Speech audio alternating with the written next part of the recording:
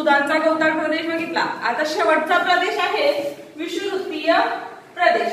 मग विषुववृत्तीय प्रदेशाचं स्थान कुठे आहे, हवामान कसं आहे, तिथलं नैसर्गिक वनस्पती कोणत्या पद्धतीचे आहे, तिथलं प्राणी जीवन कोणत्या पद्धतीचं आहे आणि तिथलं मानवी जीवन हे कशा पद्धतीचं आहे हे आपल्याला पाहायचं आहे। त्याचं स्थान व प्रदेश, विषुववृत्तीय प्रदेशाचं स्थान व प्रदेश, विषुववृत्ताच्या उत्तरेस व दक्षिणेस 5 अंश अक्षवृत्तांच्या दरम्यान,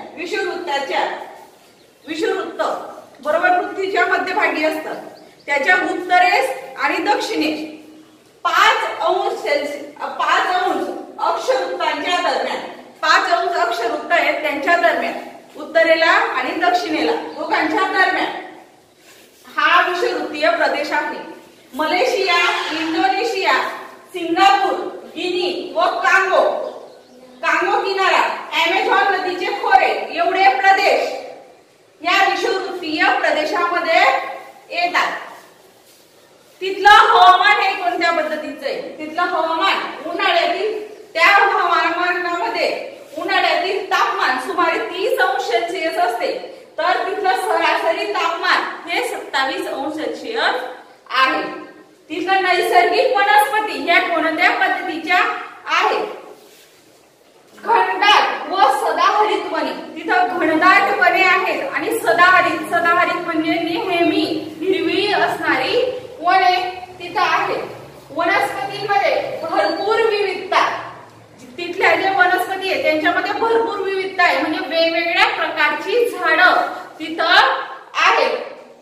दलदलयुक्त प्रदेश, भरपूर वनस्पती आहेत, सदाहरित आणि घनदाट जंगल आहे, म्हणून तिथं दलदलयुक्त प्रदेश निर्माण झालेला आहे। दलदलयुक्त म्हणजे माहिती ना तुम्हाला, दलदलयुक्त प्रदेश एकदम पाणी साचलेलं, चिखल असतो, गाळ असतो, असं दलदलयुक्त प्रदेश तिथं निर्माण झालेला आहे। कारण की मोठमोठी झाडं आणि घनदाट जंगल असल्यामुळे झाडं वरपर्यंत पसरले असल्यामुळे सूर्याची किरण जमिनीपर्यंत येत नाही आणि ते जे पाणी साचलेलं असतं पावसाचं, त्या पाण्याची वाफ होत नाही, म्हणून तिथं दलदलयुक्त प्रदेश हा निर्माण झालेला असतो।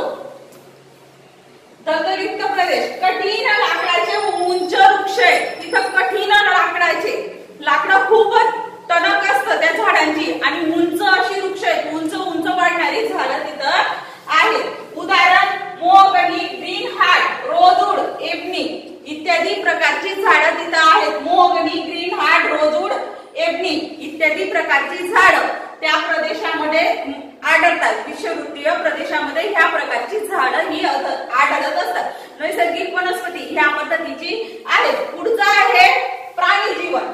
मग विषुववृत्तीय प्रदेशातील प्राणी जीवन हे कोणत्या पद्धतीचं आहे, प्राण्यांमध्ये खूप विविधता आढळते, जसे झाडांमध्ये विविधता आढळते त्याचप्रमाणे प्राण्यांमध्ये सुद्धा खूप विविधता ह्या प्रदेशामध्ये आढळत असते।